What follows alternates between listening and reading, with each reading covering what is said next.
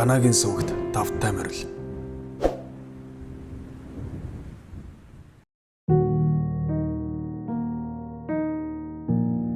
Ганагийн сүгээс илүү олон сонирхолтой контент сонсдог ном сонсохыг хүсвэл subscribe дарж хонхоо идэвхжүүлээрэй.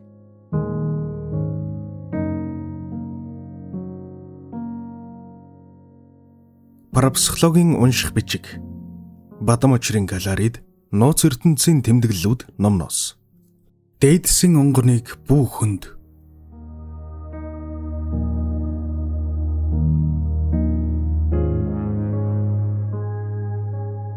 Агуу Нострадамус бараг 300 шахан жилийн өмнө Францын хувьсгалын тухай зөвгнөн хэлсэн байдаг.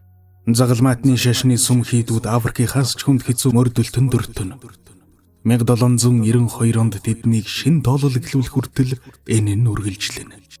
Үнэхээр ч Европчууд энэ онд хуучин тооллоо халж шин тоолол хэрэглэж эхэлжээ. Энэ хувьсгалын учир шалтгааныг хүмүүс хааныхаа эсрэг босон Парис хизээж юм аимшигтэй зовлонд унж байсангүй гэж бичсэн нь гарт цагу нутлагджээ. Цагаан Бурбоныг гадагш гаргана. Олзлон авч дээрэмжтийг баглах мэт хөлийг нь тэргэнэ хүлэнэ. Цагаан Бурбон гэдэг нь Францын эзэнт хүрний нэрээр бүдүүлэг харгас дарангуй хүнийг ингэж хэлдэг.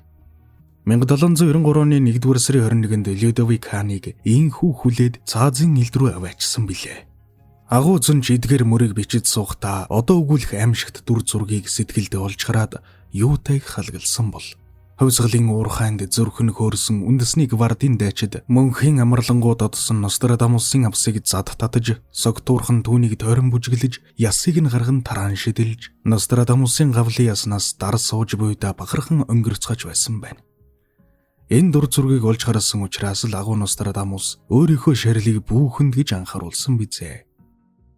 1565 онд Нострадамус нас барлаа. Түүний цогцыг загсын ёсоор нь авсанд хийн таглаж Кордильерийн сүмийн дотор ханд босоогоор нь оршуулсан түүхтэй.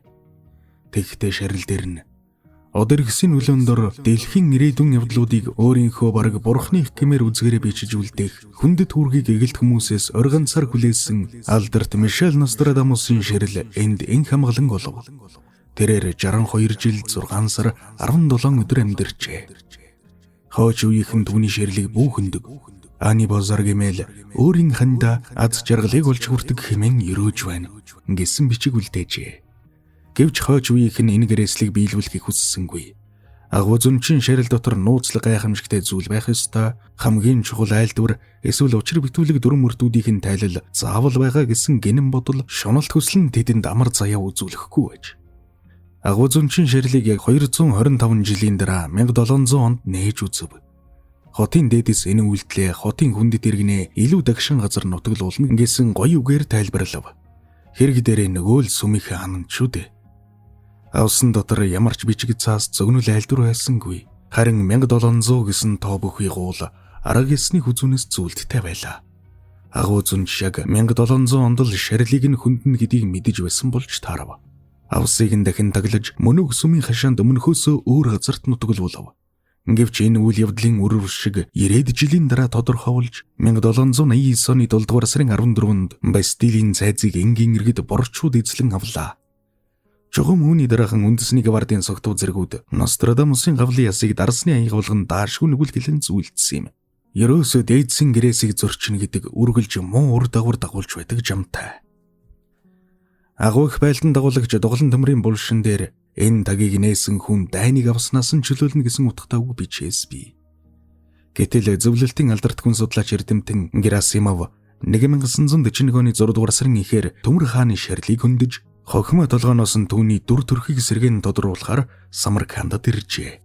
Гитлерийн зөвлөлт холбоот улс руу дайрах цэглэгаан дайны Барбарос төлөвлөгөө аль эрт бэлэн болсон байсан ч товтлогоо эхлэх цаг өдрийг чухамдаа Төмөр хааны бунхныг нэмэгц товлсон. Ингэхдээ Гитлерийн дэргэд үзмэрч Карл Вильгельм Крафт нилээдгүй чармаа нөлөөлсөн тухай барин одоо нэгэнд илэрхий болжээ. 1942 оны сүүлчээр Сталины тушаалаар эрдэмтэн Герасимовын судалгааны ажлыг өөрчилж Төмөр хааны шарил сая нэг амар амгалан олов. Үүний дараахан дэлхийн 2-р дайны явцад эргэлт гарч Сталинградын зүлхэнд Германы арим ноцтой хохирламсаад ялалт Оросуудынх болох зам нэгэнд засагджээ.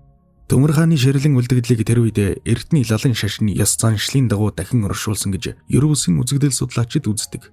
Ер нь өндөр дээдсийн ширлийг хөндөж тэдний гэрээс захиас сануулгыг үл тоомсорлсноос гай зовлон үүддэг гэсэн дүгнэлтэнд тэд бас хүрсэн. Тухайлбал Орос орныг бурхангүй буруу замаар оруулж тэр үзэл нь бараг 100-аад жил дэлхийн талыг самууруулж түүний дотор монголчууд үднийг ч бас энэ замаар хөдөлсөн Ленин үхэхтэй намайг ээжийн дэргэд оршуулаарай гэж гэрээсэлснийг үл тоомсорлон улаан далбайд бунхалснаас улж Орос орн өөдлөхгүй байх гэж үздэг хүмүүс ч хойд хөршөд олон бий. Оросууд сүүлчин эзэн хааныхаа гэр бүлийг ёс бус аргүйс тэмтэрч хожим нь хааны хотод дахин оршуулахдаа алдаа гаргасан учраас өөдлөхгүй байна гэж үзэгсэд ч бас байдаг. Тэгвэл Монголын хувьд байдал ямар байгаа вэ? Бидний үг дээдэс насан хутгийг олохын өмнө нүглэн мэнчилж, туулсан амьдралаа эргэн нэгтэлж, үр хойж хань хөддөө эрхэм зэхаасаа үлдээдэг уламжлалтай. Үлдгэсэд тэрхүү зэхаасыг нь заавал биелүүлэх гэж эрмэлзэн хичээдэг. Мөн бурхан болоочдын булш бунхныг хөндөхгүй, сэвтээхгүй гэж ихэд хичээдэг. Ялангуяа хаа дээдсийнхээ оршуулгын газрыг харийнхнаас ихэд нууцалдаг байсан ч учиртай. Өвгдийн яс сүнсийг амар амгалан байлгахгүй л айлгэр амар амгалан үзэхгүй, эзэн дээдсийн ариун газрыг сэвтүүлвэл улс хүрэн аятай сайхан байхгүй гэсэн үзэл монголчуудын яс махан Чингистэй байдаг. Зөвхөн хаад ноёд хотог төвлөгөө төдийгүй олны хайрыг дадсан онцгой содон хүмүүсийг ширлэгч ихэд дээдэлж нууцалдаг. Тэр хошууны тийм сайн бүхэн ширлийг ийм хошууныхан хулгайлж авсан, тийм номтой хүний цогцыг тэд хонуулаад авчихсан гэсэн домог яриа эсвэл саяхны түүхийг Монгол орны хаанч сонсож болох нь үүний нотолгоо.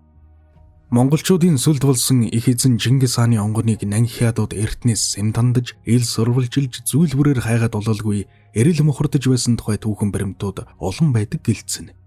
Цаг хугацаа өнгөрөх тусам эзэн Чингисийг дэлхийд дахны авлам сонирхуулж түүний онгоныг олох хүсэлтэн олширч байна. Чингисийн онгоныг эн тэндээс оллоогүй хуурамч дүүлэнж байн дэгддэг. Монголчууд өөрсдөө харийнхан таниилж Чингисийн онгоныг эрэх явдалж тасрахгүй байна. Саяхны хүртэл жишээ буйг хэвлэл мэдээллээр өчнөө шууган дүүлэн болж байсныг эрхэм уншигч авахаас санаж буй үзье. Энэ нь сайн яс биш. Эрхэм дээдсийн онгоныг ухаад авчихгүй юм а гэхэд нууцавдсан хүчээр сэвтүүлчихвэл монголчуудын заяа тавиланд сөрөг нөлөөтэй гэж учир мэд хүмүүс халаглах болсныг хаана анхааруулжтай санагдана. Монголчууд өнгөрсөн зууны дээлэнхийг шашингүй замаар замнаж өнгөрөхдөө хэдэн зууны туршид бий болгож шүтэж дахиж явсан ариун дагшин бүхнээ харийнхан зүйтгүүлж бие оюунаараа ариусгах их үндсээсээ хагцсан салсан нь багтсан гэж юу? Энэ талаар сүүлийн үед ярддаг бичдэг хэвлэл цөөнгөө болж байгаа нь саашаалтай. Ялангуяа ариусхуй бясалгахгүй сони лавгсрын эрхэм энэ сэдвийг хөндөнд олон эрдэмт хүмүүстэй хөрөлцсөний дотроос бурханчлан бүр бадтай хийсэн эзэн Чингис хийгээд эрдэмт хаадын онгон сэвтвэс Монгол мөхмийн ярилцлага онцгой анхааруулжтай болжээ. Энэ ярилцлагыг уншихад удамаа мэдэхгүй хүн ойд төрсөн сармагчин лугай дэл гэсэн эртний мэрэгдийн сургаалын утга учир улам гүнзг ирэх бүлгөө. Хүмүүнийч, улс хүрнийч өнөөгийн төлөв байдал өвгд дээдсийн ариун сүнс онгон дагшнаас юутай хамааралтай энэ ярилцлагад өгүүлснээс илүүтэйгээр илэрхийлэхэд бэрх тул бурханчлан бүр батын ярианаас дэлгэрэнгүй иш татхан зүйтэй гэж бодогдоно. Тэрээр өдгөө үнэхээр Чингис хаанаас авахуулаад өвгд дээдсийн маань шарлыг хайж байна да. Ингэж болдго юм уу юу гэдэг талаар өвгд дээдсийн өвлүүлсэн алтан сургаал уламжлал бий. Ялангуяа бунхалж булшилсан оршуулга гэдэг бол зориуд нууж ахин хөндөхгүй тухайтад далдалсан зохион байгуулалттай хийгддэг ажил. Энэний цаад талд маш том шинжилгээний эртний ухаан байдаг. Хүн угсаатны оршуулга бол нийт улс орныхоо үйлд маш хүчтэй нөлөө үзүүлж байдаг. Хаан угсаатны оршуулга бол нийт улс орныхоо үйлд маш хүчтэй нөлөө үзүүлж байдаг. Жирийн иргэн хөв хүний оршуулагч үр удамдаа маш хүчтэй нөлөө үзүүлж байдаг учиртай. Тэд хэдий өгсөн ч гэсэн бидэнтэй хизээж холбоогоо тасалдаггүй. Хутагт дээдэс бодисдванаар тэднийг шүтэн биширсэн ямар ч төрлөختөн байсан тэдэнд адилхан ивэл үзүүлж байдаг эртний их ёс бий. Үнэхээр ширэл ингэж нөлөөлөх хүчтэй юм уу гэж хүмүүс эргэлзэж болох талтай. Хүний бие цогц өгсөн ч гэсэн эргээд өөрийн үр удам болоод дараа төрөлдөө нөлөөлж байдгийг өдгөөгийн шинжилгээ ухаан нэгэнт батлаад байна. Тиймээс ч эртний улсуудад дээдсүүдийн ширэлийн газрыг маш сайн шинжиж хамгийн өргөөжтэй хүчтэй нэн сайн амьд урсгал бүхэн хорон зохицолсон газрыг олж тавьдаг байж. Энэ нь тухайн үедээ оршуулгын газар сонгох маш том ухаан болж хөгжиж байж. Газрын дээрх хийгээд газрын доорх гэж хоёр төрлийн шинжээ бий. Газрын дээрх шинжээ бол амьд байгаа хүмүүс туслах тухайтад ээлтэй үгүйгээр нь газрыг шинждэг бол газрын доорх шинжээ нь өнгөрсөн хүмүүсийн оршуулгад зориулагддаг байж. Нэн сайн газрыг сонгоод оршуулсан нөхцөлд газрын амьд эрчим хүчний урсгал тэрхүү шарилыг тэтгснээр шарилийн эдис уусан задарч хүний бие эрхтний шин болсон ясал үлддэг байна. Хэрв нэн сайн газарт бол яс хэдэн мянган жил оршин байж аажим аажмаар эсэсээр уусан задардаг. Тэрхүү эсийн задрал нь агаарт долгион болж цацардаг учиртай. Амьд байхдаа хүн болгоны хураасан үйл бие цогцос өөр учраас түүнээс цацрах долгион ч бас тийм байдаг. Тэгэхээр хүний амьд байсан шиг хэмнэлтэй долгионыг тэрхүү ширэлийн яс гадагш цацруулж байдгийг өдгөө шинжлэх ухаан нотолсон. Энэхүү долгион оршуулсан газрын амьд эрчим хүчээр тэтгэгдэн агаарт цацарч түүхтэй өөрийнхөө ижил хэмнэлт долгионтой нэгдэж түүнийг тэтгэн резонанс үүсгэж өгдөг.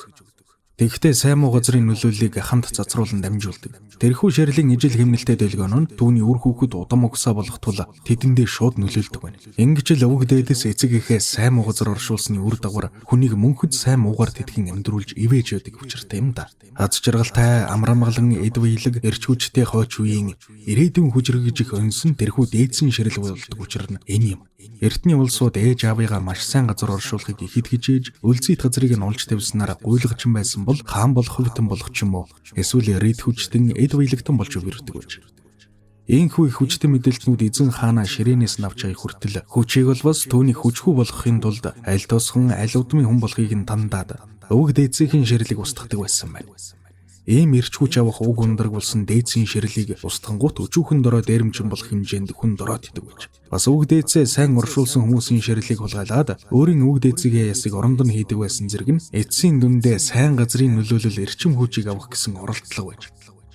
Ийм ч учраас Монголын хаад ноёдыг оршуулсан газар байнгын хараа хамгаалалттай, тусгай ширэлчин нутагтай харвал нартай байсан.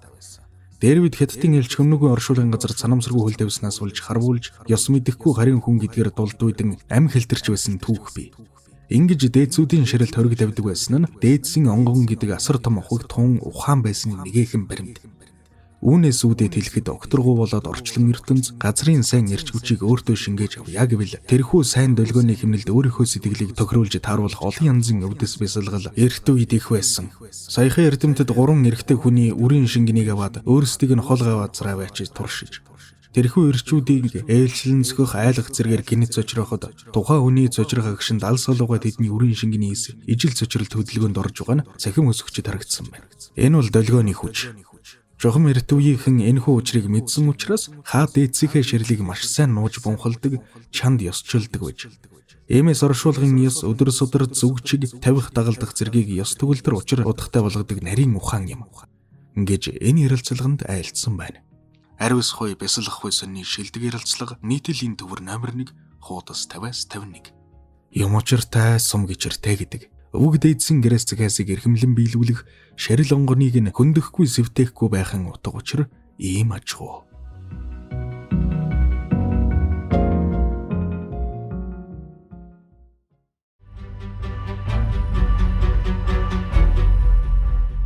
Ганагийн сувгаас илүү олон сонирхолтой контент сонсдог ном сонсохыг хүсвэл subscribe дарж хонхоо идэвхжүүлээрэй.